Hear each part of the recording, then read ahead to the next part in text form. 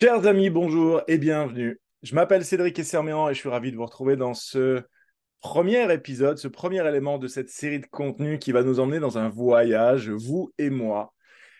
Euh, un voyage qui va nous permettre de démarrer une entreprise de zéro et d'envisager de sortir un revenu décent et confortable de cette activité-là. Alors dans mon cas, c'est pas une activité que je démarre une activité principale, c'est une activité parallèle. Je ne vais même pas dire secondaire parce que ça serait vraiment pas lui faire honneur et justice, pas lui rendre justice.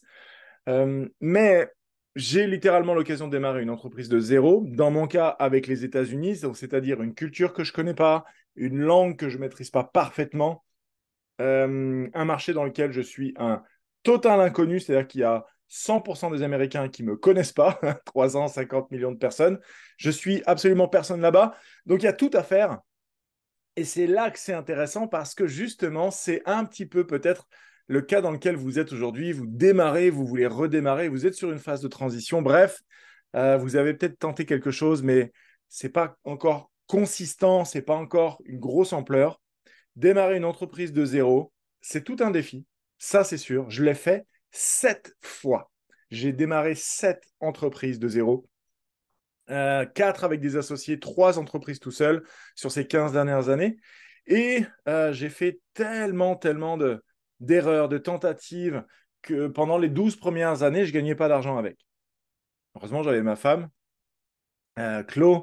Claudine, qui, en tant qu'orthophoniste, avait un revenu substantiel qui me permettait de pouvoir faire ça. L'idée, si vous n'avez pas forcément une orthophoniste à la maison qui vous permet d'avoir un revenu qui fait que vous pouvez passer 12 années à ne pas gagner d'argent, ce qu'on va faire, c'est qu'on va vous permettre de gagner de l'argent dès cette année.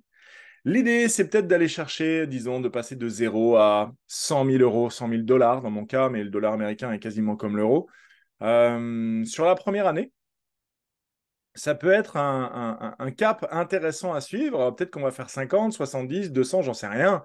Et c'est pas très grave. C'est pas très grave parce que justement, vous allez voir que ce premier épisode qui s'appelle Partir du bon pied a justement pour intérêt de nous permettre de semer les bonnes graines aux bons endroits.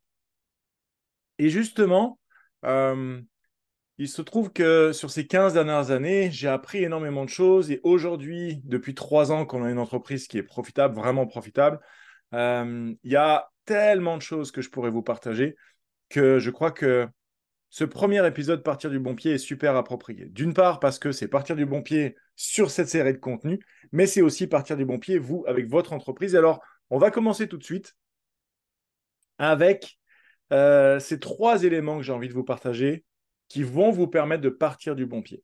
Le premier élément, c'est le point de départ. Le deuxième élément, c'est l'arrivée. C'est le point d'arrivée, j'ai envie de vous dire, mais je reviendrai sur ça. Et le troisième élément, c'est le chemin. Le point de départ, le point d'arrivée et le chemin entre les deux. Le cas d'une entreprise, le point de départ, c'est la raison d'être professionnelle. Votre raison d'être professionnelle ou la raison d'être de cette activité professionnelle.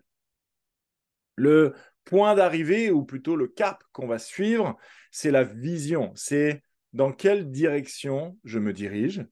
Et puis le chemin, le troisième point, le chemin, ça va être finalement la mission de cette activité qui peut être différente de la raison d'être. En tout cas, le chemin concerne essentiellement la façon dont vous allez parcourir la distance entre le point d'arrivée et entre le point de départ, pardon, et le point d'arrivée. Il se trouve que justement, on va commencer avec ça. Je ne vais pas commencer avec le point numéro 2 avec l'arrivée, mais avec cette notion, on parle beaucoup d'objectifs dans les entreprises. Et avant d'aller détailler les 3 points, pour partir du bon pied, j'aimerais vraiment clarifier quelque chose qui va être un point commun, quelque chose que vous allez retrouver dans tous les contenus de cette série. C'est cette notion d'objectif. Je déteste la notion d'objectif. Un objectif est très souvent quelque chose de quantifié. On vous dit, ah, il faut définir des objectifs SMART, c'est-à-dire mesurables et patati patata. Le problème avec ça, c'est que dès que vous définissez un objectif et que vous le quantifiez, pour un peu que vous foutiez une date en plus dessus, ce qui est le pire, vous venez de vous mettre la pression et de partir du mauvais pied. C'est se lever du mauvais pied, si vous voulez. Un objectif, Un être humain normal, dès qu'il détermine un objectif, surtout s'il y a une date, il va se retrouver à regarder tout ce qui le sépare de l'accomplissement quantitatif. Donc, j'ai un objectif de faire, je ne sais pas, 50 000 euros cette année, et je suis à zéro. Tout ce que je vais regarder, c'est ce qui me sépare. Donc, même quand je vais avoir gagné 10 000, 20 000, 30 000, je vais encore regarder ce qui me manque. Et c'est un vrai putain de problème. Parce que quand je regarde ce qui me manque, comment je me sens n'est pas de la gratitude, de l'enthousiasme et un sentiment d'accomplissement. C'est un sentiment de manque. Si en plus de ça, je mets une date, je me fous une pression supplémentaire, je suis en train littéralement de détruire mon entreprise. Parce que si vous saviez déjà assumer la charge, assumer émotionnellement et mentalement, psychiquement la charge d'un objectif, vous ne seriez pas en train d'écouter ce contenu-là, vous seriez en train de faire une petite fortune sur Internet en train de vendre des trucs. On n'est pas tous des vendeurs nés. D'ailleurs, je ne suis pas certain qu'il y ait beaucoup de vendeurs nés. Il y a beaucoup de gens qui ont appris culturellement, dans leur environnement familial, à vendre. Mais en tout état de cause, il y a plus de chances que vous soyez des indépendants, praticiens, thérapeutes, consultants, coachs, quelque chose comme ça, comme je l'ai été, et que du coup, le parcours qui a été le mien vous a amené ici, d'une façon ou d'une autre. Donc, je vous en conjure, évitez à tout prix de mettre des objectifs. On va plutôt définir un cap. Je vais revenir là-dessus sur le point numéro 2, mais c'était vraiment super important. C'est un des fondamentaux de ce que on enseigne à nos clients, c'est débrancher la notion d'objectif et brancher la notion de cap. Un cap, c'est une trajectoire. C'est je me dirige par là-bas. Même si c'est quantifié, même si c'est 100 000 euros par an, c'est je me dirige par là-bas. Et ce n'est pas une ligne d'arrivée à franchir, c'est je me dirige par là-bas. Et mon chemin peut être beaucoup plus souple et flexible en cours de route. Revenons sur nos 3 points, le point de départ, le point d'arrivée, le chemin. Numéro 1, le point de départ, la raison pour laquelle je commence. C'est vraiment semer la bonne graine du début. Je vous le disais, si vous êtes dans le cas d'un démarrage d'entreprise, euh, un petit peu comme dans l'agriculture, si vous voulez, si vous semez du maïs, vous ne pouvez pas vous attendre à récolter du colza. Eh bien, la qualité, la nature de la graine que vous allez semer va être hyper importante parce que vous ne pourrez pas récolter autre chose que ce que vous avez semé. Dans l'analogie de l'agriculture, ça semble évident. C'est moins évident lorsque c'est de l'intangible au niveau des intentions.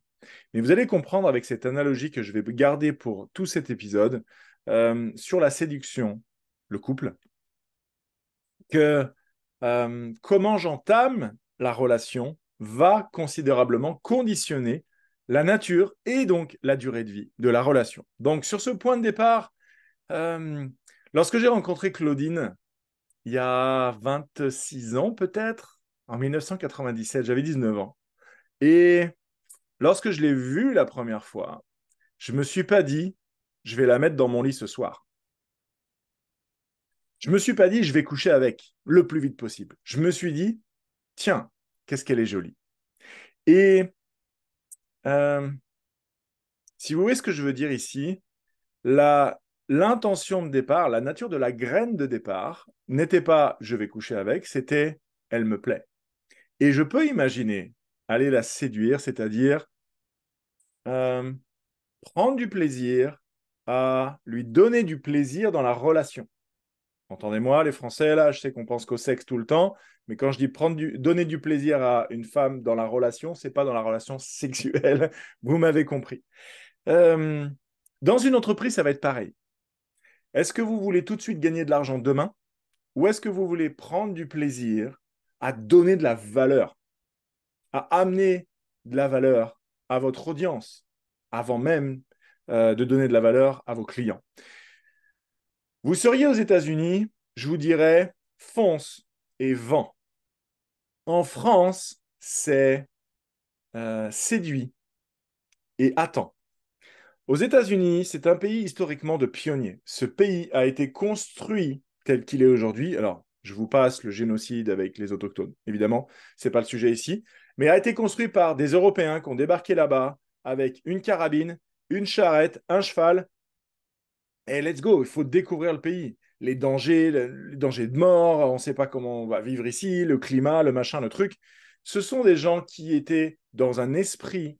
Le pays a été bâti, le pays tel qu'il est, l'Amérique du Nord, a été bâti, ces deux pays, Canada et États-Unis, a été bâti par des gens qui avaient cet esprit de conquête. C'était des gens qui prenaient des risques tout le temps, tous les jours, en permanence, qui tentaient des trucs.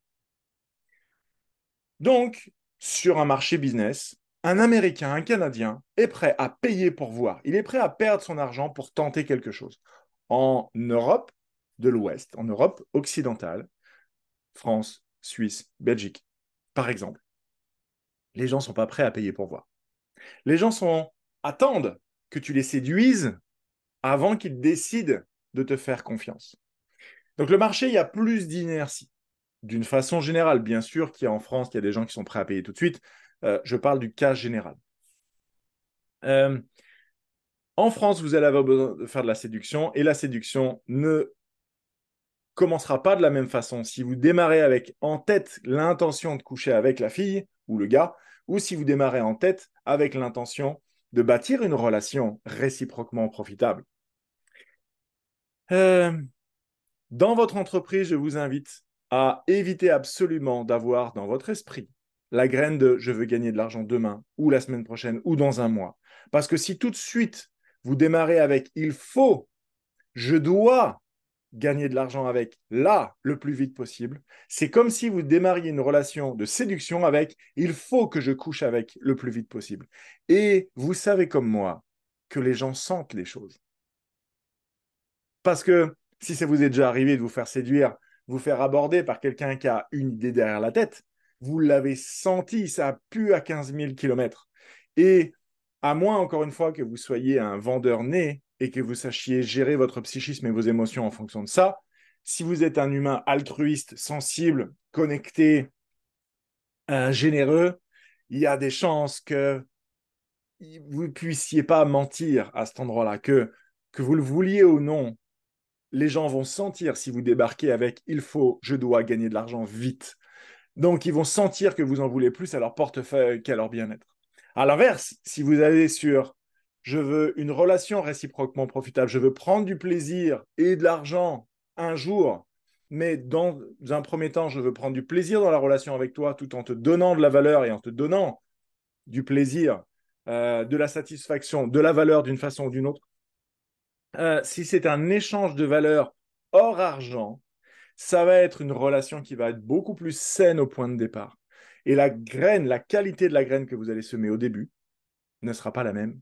Et donc, si vous semez une relation réciproquement profitable, des graines de relations réciproquement profitables, vous allez récolter de la relation réciproquement profitable. Les gens vont être heureux d'avoir de la valeur et de vous payer en échange plus tard. Plus tard, parce qu'évidemment, dans une relation amoureuse, à un moment donné, on va vouloir que ça finisse au plumard. Et évidemment qu'on va vouloir coucher avec la madame ou le monsieur. Mais ce n'est pas la graine de départ.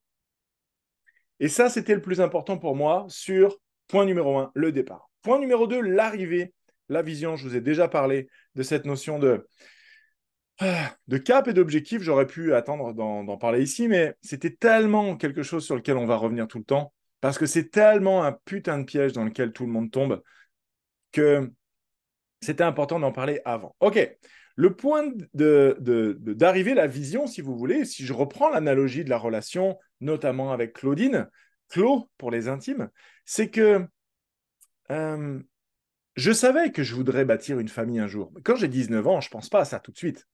Je vais juste me trouver une chérie. Euh, et que à terme, je sais qu'un jour ou l'autre, je voudrais une femme et des enfants. Euh, mais ce n'était pas le sujet au départ. Donc, au-delà de juste vouloir coucher avec, point numéro 1, le point de départ, je savais aussi que j'allais pas, dans la première semaine, lui dire est-ce que tu veux des enfants, est-ce que tu veux te marier. Une relation saine ne commence a priori pas comme ça, à moins qu'on ait vraiment la dalle. Ce qui, vous l'avez compris, serait une mauvaise graine. Dans ce cas-là, dans le parallèle avec l'entreprise, là encore, c'est est-ce que je cherche à vendre depuis le début? Est-ce que je veux, je veux attirer quelqu'un dans. Je veux qu'il s'engage avec moi? Ou est-ce que je sais que je veux faire de l'argent avec un jour, mais que pour l'instant, je prends ça cool? Donc, j'ai une idée de la destination, j'ai une idée de là où va me mener la relation. Évidemment, personne n'est dupe, mais c'est juste une idée et mes attentes à cet endroit-là sont plutôt tranquilles. Je sais que c'est par là que je vais, mais je ne suis pas accroché, attaché à l'idée. Parce que si je suis accroché ou attaché à l'idée de gagner de l'argent, de vendre dès le début ou le plus vite possible, si je suis attaché à ça, mes mains ne sont pas disponibles pour recevoir quoi que ce soit, puisque je suis attaché à une idée.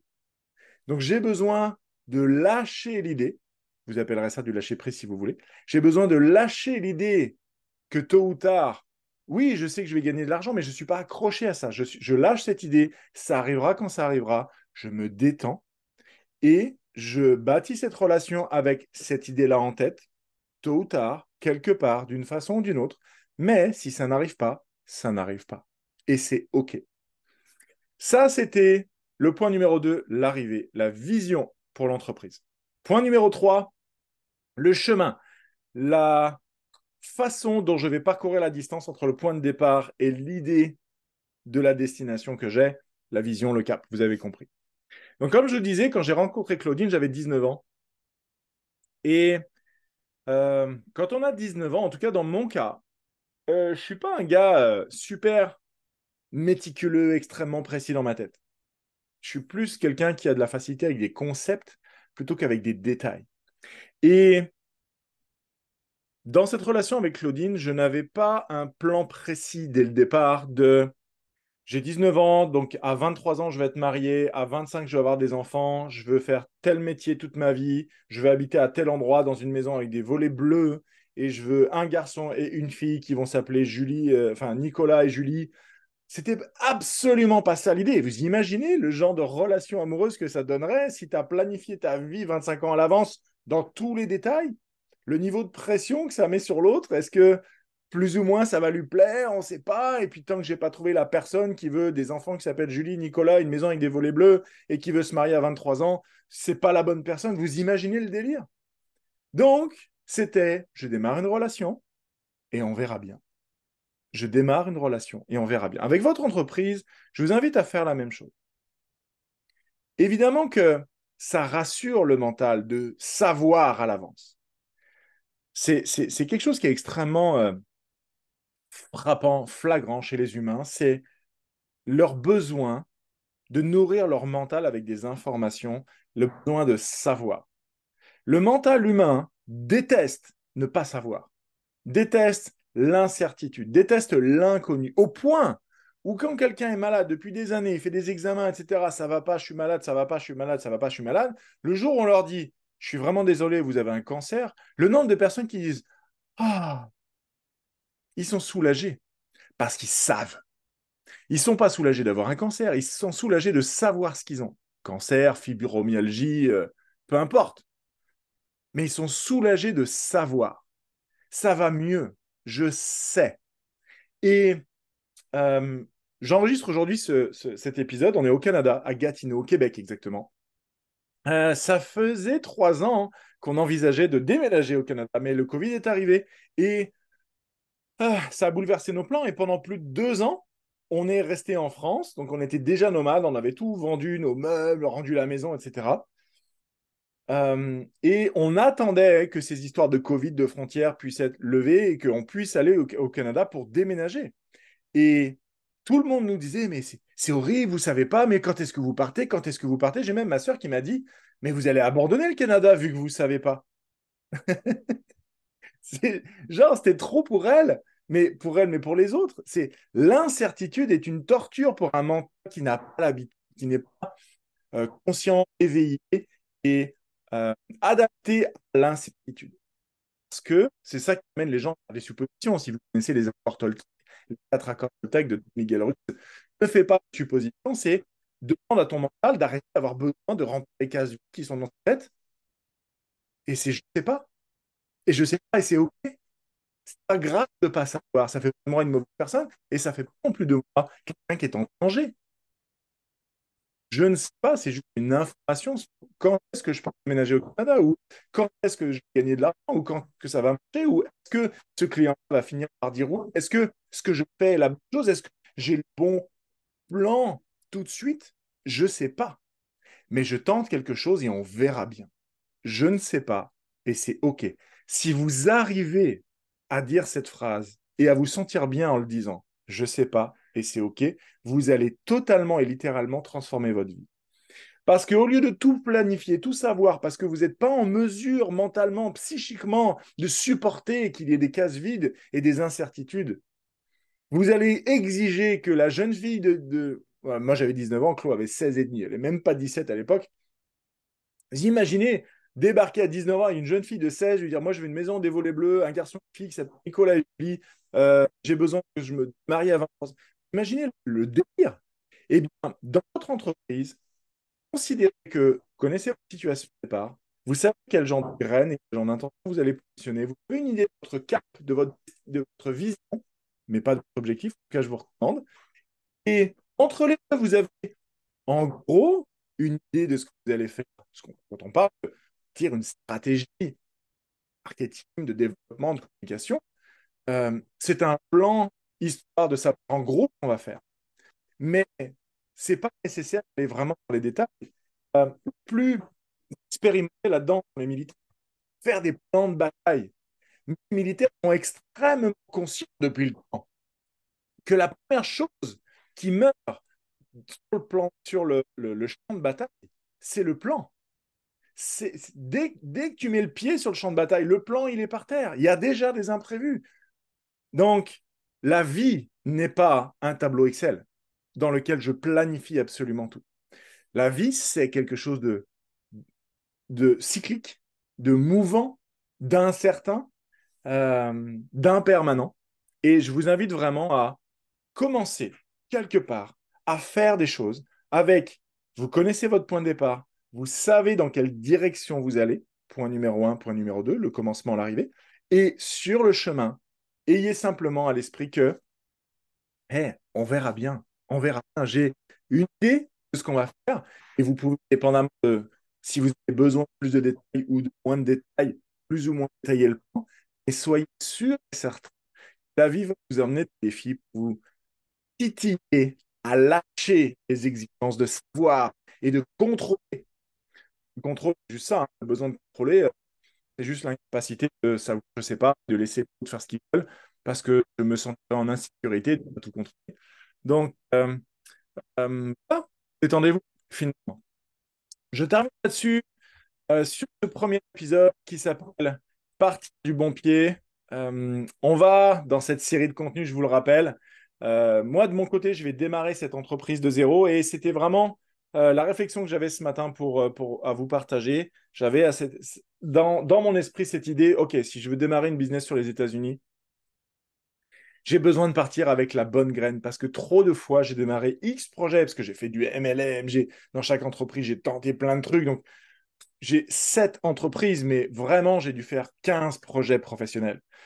À chaque fois que je suis parti avec il faut que je fasse de l'argent vite parce que je suis dans la merde, ou je veux faire de l'argent vite parce que j'ai besoin de me sentir en train de réussir quelque chose, ou dès que j'ai mis de la pression sur le résultat, j'ai tout foutu en l'air.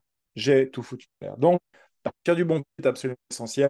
Suivez ces 3 conseils, le point de départ, l'arrivée, le chemin. Et euh, laissez-moi un feedback si vous avez la possibilité de proximité de ce contenu, si vous avez aimé, si ça vous a apporté de la valeur, qui vous a été utile, qui vous avez aimé ici. Ça me ferait super plaisir de vous retrouver, de vous lire. Si vous avez la possibilité de laisser un commentaire. Dans tous les cas, on se retrouve très très vite pour la suite et le deuxième épisode. Je vous dis à bientôt. Ciao.